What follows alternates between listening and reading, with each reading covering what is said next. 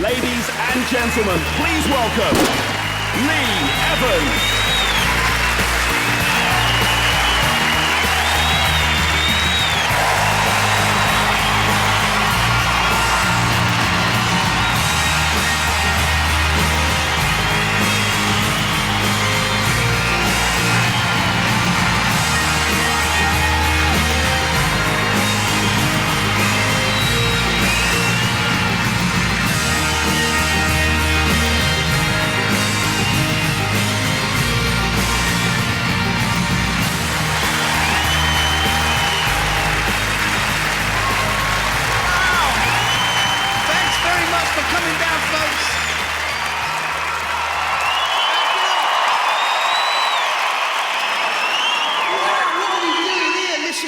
Thanks for coming down. Thanks for giving me this opportunity. Thank you so much. Thank you. Thank you. I was just getting ready. Strange when you put your trousers on, isn't it? You start doing all that bopping up and down, you know? Why is it when you're trying to pull your trousers up, you start going up at the same time? So you're trying to get out the fuckers as you're putting them on. I mean, you wouldn't put a hat on like that, would you know? You know, those blokes always do that when they put their jacket on. They do all that extra, got my jackets on, got my jackets on. Got me trousers on. Hey, where you going? Funky town. My wife always does that. Whenever we're going out the door, you know, whenever we're going out the door, do I need a coat? Do you think it's going to get cold later? Do I need a coat? Oh. Just a minute, love. Yeah, as you can see by the isobars just sweeping in from there. How the fuck do I know? What, fucking Met Office? Oh, no, women never take a coat out. No. They don't need one. No, they've already got one. It's lovely and warm. I should know. It's called fucking mine. Because you know when you're out and they start doing all that shit, you know? Fuck, do you want me coat, love? And they're going to their Titanic Kate Winslet on a piece of driftwood routine. No, I'll be all right.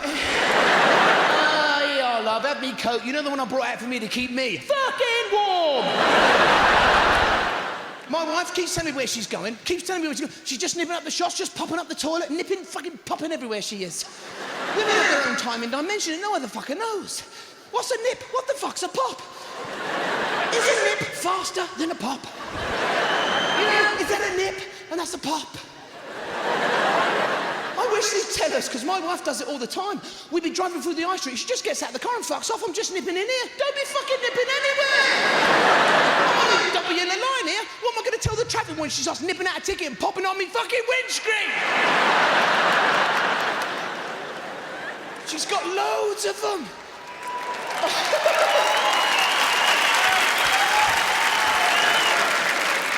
She's got loads of them. She'd be going out the door. I go, how long will you be? She goes, I'll be back before you even know it.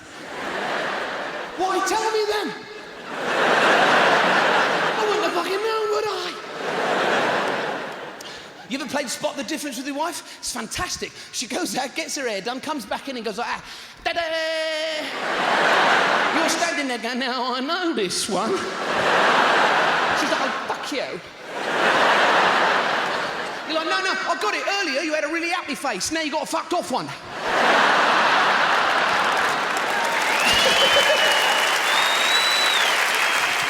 We go out sometimes, we go to restaurants. If we go out, we go to restaurants. I don't like poncy restaurants. You know, where you're trying to get a drink and the waiter just wants to tell you how the fucking wine got here, you know?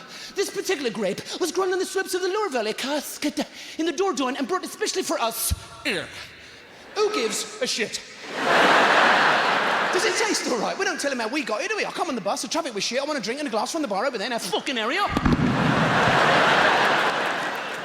Hate those restaurants, you know those poncy restaurants where you walk in and that bloke's behind the counter is chucking a pizza base in the air, look at me. That's not clever, try chucking soup. Just like a mama used to fuck up. Hate them restaurants. You know, whatever you ask for, they bring you a plate and it's got garnish on it. What the fuck's garnish? You know, they bring you a plate and there's a big pile of foliage, you know? I've come here to eat, not fucking graze.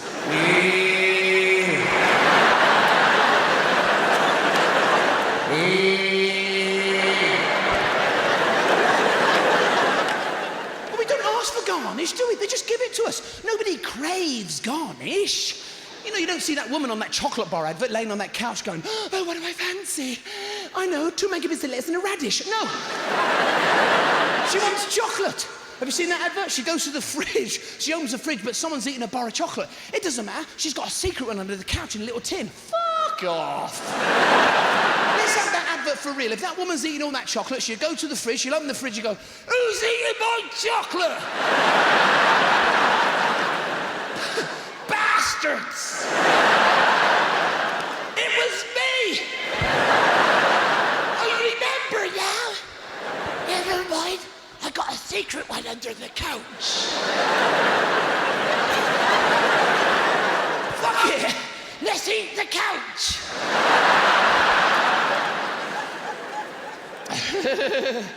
You always know when somebody ain't gonna make it at Weight Watchers, when you ask them where it is and they go, yeah, you go past Greggs the Baker's, do a left past McDonald's, do a right past KFC. It's right opposite the chip shop, near the fucking donut shop.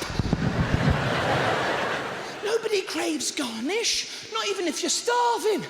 Never heard of a UN airdrop over Africa dropping garnish, have you? Some desperate population in the middle of a famine, you know? No more rice! Up to here with fucking rice! Garnish.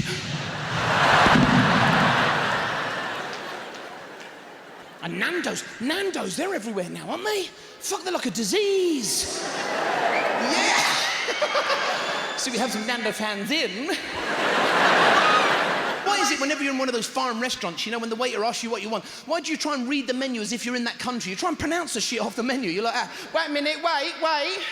Can I have the paella, paparati, de casa, please? Why? Do you think there's some bloke in the middle of Spain sat in a cafe going, un momento, senor, un momento, li siento. How do you say? Faggots, mushy peas, tin spam and a hot pot.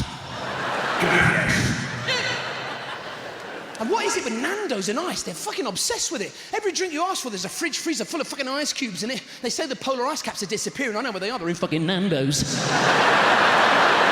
And what bit of no ice don't they understand? You ask your waiter for no ice. From your table to the kitchen, he's like, no ice. Okay, no ice. Absolutely no ice. Ice. He wants loads of ice. You know, he opens the kitchen door. Blizzard! The Eskimo's gone, okay, we go as quick as we can. Next time I go to Nando's, I'm going in a fucking gritting lorry. I should do more sport. I've never been a sporty bloke, you know? Even when I was at school, I was like a twat in PE, in cricket. They used to send me out to the edge of the field. Go on, Evans, you shit. I was always a fielder. I'd be miles from any state of play. I'd be on the edge of the field on my own going,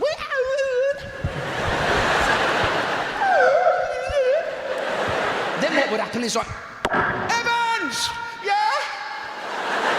I got it! Yeah!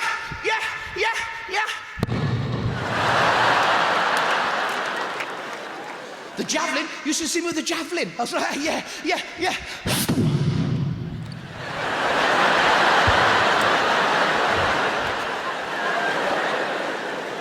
Basketball, I was always more interested in the noise your shoes made on the basketball court, you know?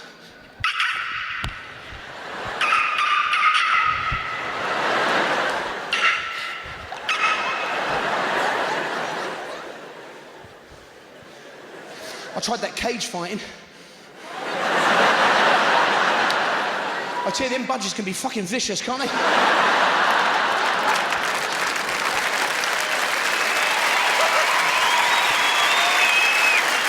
Weddings. You know when you go to a wedding, you're all on edge, everyone's nervous, you know? You're going into the reception hall, you start holding the door open for somebody, you start doing all that nervous laughter, you know? After you.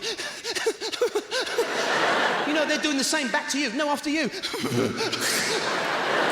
We're both standing there laughing at a fucking door. But you see that little laugh, that's acceptable. You can't do too much, otherwise it looks fucking mental. You know, if you're in a restaurant, you know, and you're at the table, you don't want the waiter to arrive at your table and go, is everything okay with your meal?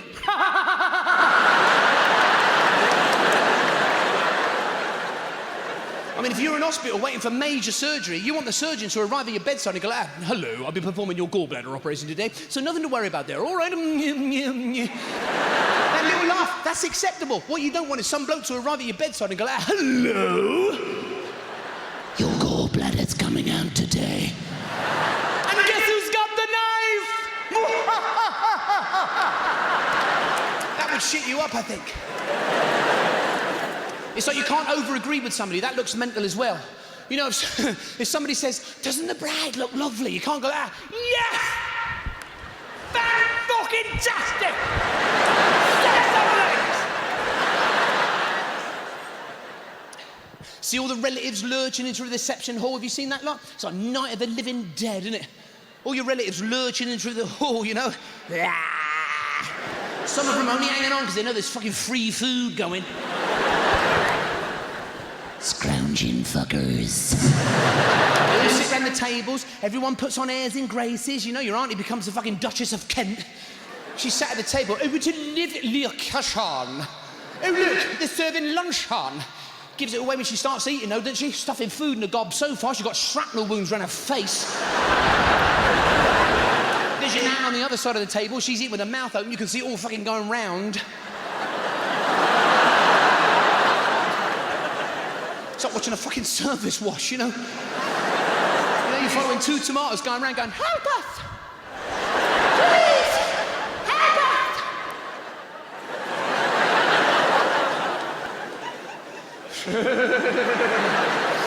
And you know, the bride and groom, halfway through the evening, the bride and groom start wandering around the tables, don't they? What's that? They become like waiters. They arrive at your table and go like, is everything all right? Is everything all right? What do they expect us to say? No, the soup's cold. Take it back to the fucking kitchen. We don't get the widow going around it awake at a funeral, do you? You know, walking around the tables. Are you miserable? Good. Is everybody fucked off? Fantastic. Have you noticed how knackered they are when they get to your table right at the back of the reception hall, the bride and groom? Because every table said the same thing. Oh, this must be the bestest day of your life. It was up until table 30, now I just want to fucking shoot myself. You always get that wanker on table 40, you know? Virgin white? I don't think so. Thanks, Dad. Then you've got the highlight of the evening, the best man's speech. Oh, everyone loves a best man's speech. And I feel sorry for these best men, because they've been practicing for months and months, but they always forget one thing, microphone technique. As soon as they stand up, they fuck it up. As soon as they stand up. It's working. Can you hear me? Can you hear me? Great. Now, as you know, me and Darren, we've known each other since we were all fucking what?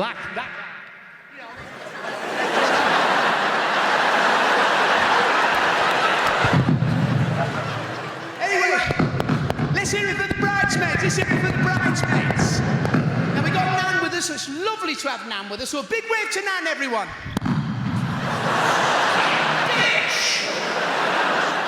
You always get that little toddler, you know, wander out onto the dance floor during the speeches, you know, about 18-month-old kid. You'll see him just wander out like, you know, his mum comes out all embarrassed. I'm so sorry. Fuck you! 3 hours later, his dad comes out doing exactly the same thing, pissed out of his head, you know? That same woman comes out, you know, I'm so sorry. Fuck you! Such a relief, isn't it, when the speeches are over and the disco starts, you know? Your nan's up, she's got terrible arthritis, but she looks fucking brilliant during the techno numbers.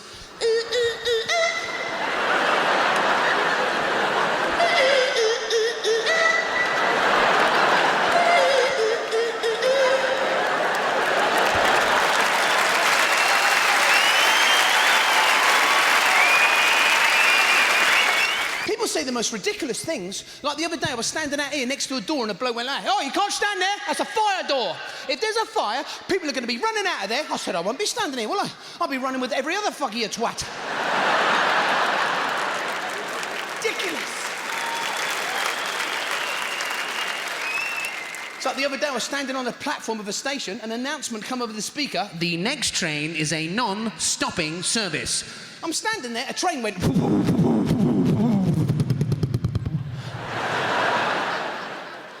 What's the point in telling me that?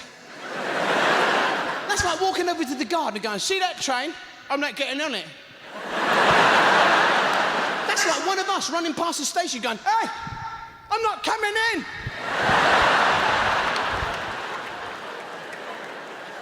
Same thing. And what is it? What is it these days, people in cars, right, at level crossings? You know, they're perfectly rational people until they see that barrier start to come down. They run a little bit late and the train's coming.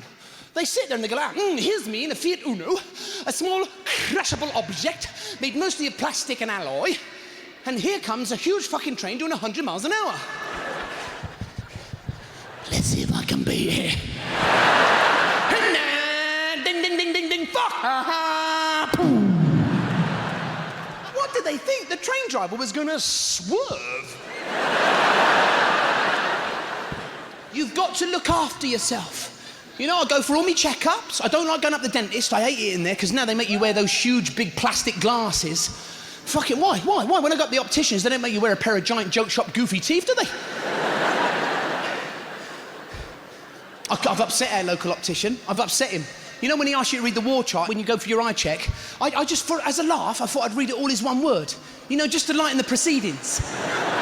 So I sat there and went, you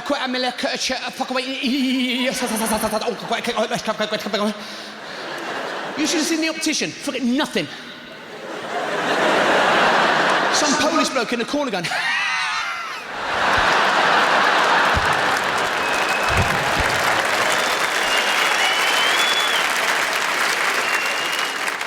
I don't get it in the opticians. He turns all the lights out and asks you to read the war chart. What am I, a fucking bat? And why do they have to come in so close to examine your eyes? I mean, he's right here. Fucking hell, if you can't see from there, mate, we're both fucked. You know, when he's in real close like that, in that darkened room, you know, when he comes in, like, real close and goes, what can you see now? Just sit there and go, I see dead people.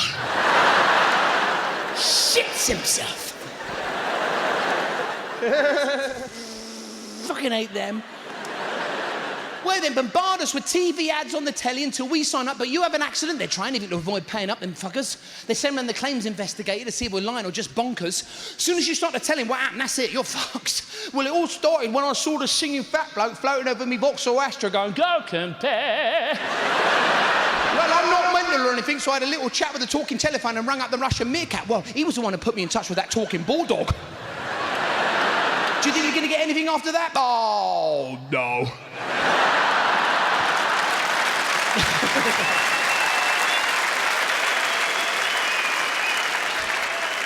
Estate agents? Fucking hate them. Well, if you had one of them show you around a house, they think we're idiots. They keep stating the obvious. They will. They walk in the toilet and they go, toilet? Yeah, fucking know. They walk in the kitchen, they go, kitchen? Yeah, I fucking know. I mean, he didn't state the obvious earlier when we walked into his office, did he? A lying twat.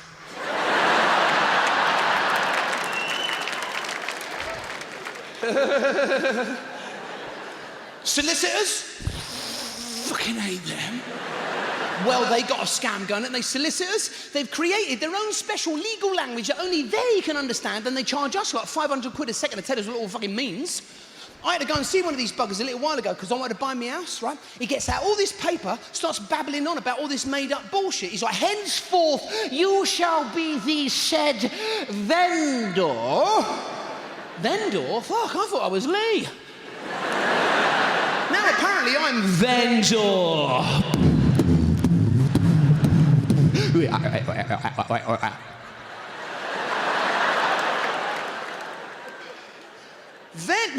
Vendor? No one uses language like that anymore. This is the 21st century. You know, no one uses arcane language like that anymore. You know, we're trying to buy a 2 up, 2 down. This fucker's trying to sum up the devil. You listen to him when he's reading off that paper, you know, the leaser by the deed of covenant should grant from this day forth by the beard of Zorro a Clemente Victorio.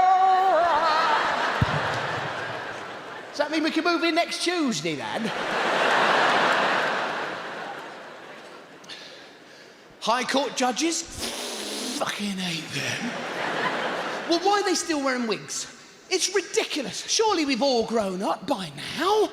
We're supposed to take all this so seriously. Some mass murderer's been sent to prison for the rest of his life, and he's been sent down by some bloke dressed up as a cocker fucking spaniel.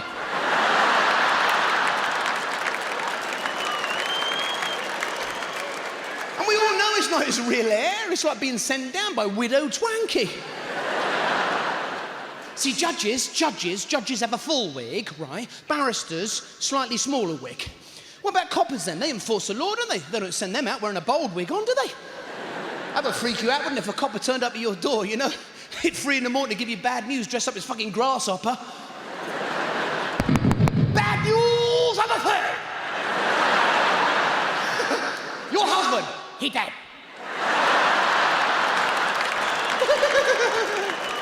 I mean, you watch the news, it shits you up. Did you see all the riots in London? Have you noticed every time there's a march that goes through any city, the bloke at the front with the megaphone, have you noticed? He doesn't know what the fuck he's doing there. He has to ask everybody else, what do we want? Everyone has to tell him, no more cuts. When do we want it? Now.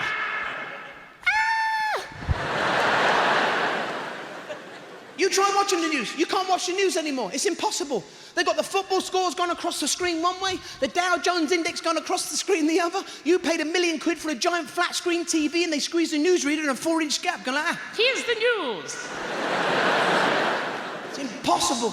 They try anything to stop us watching the news. They say the next piece contains flash photography. What they're saying is they don't want any epileptics to see what's coming up next. Fucking leave them alone.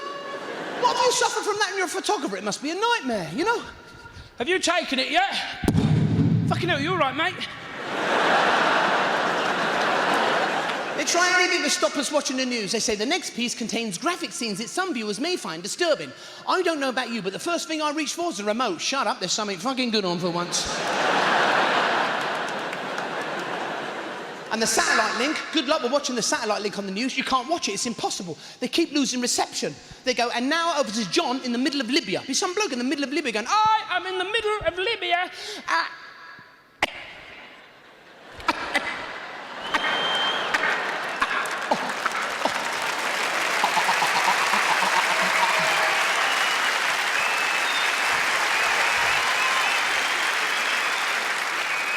You're sat there going, fuck, I didn't know the King's speech was on tonight. They have no news for deaf people, because that's on at 3 o'clock in the morning. What they're saying is all deaf people are insomniacs. And they don't get to find out what's going on until that bloke pops up in the corner and starts to tell them. Do you know what he's saying? Go to bed. It's 3 in the fucking morning. You must be knackered.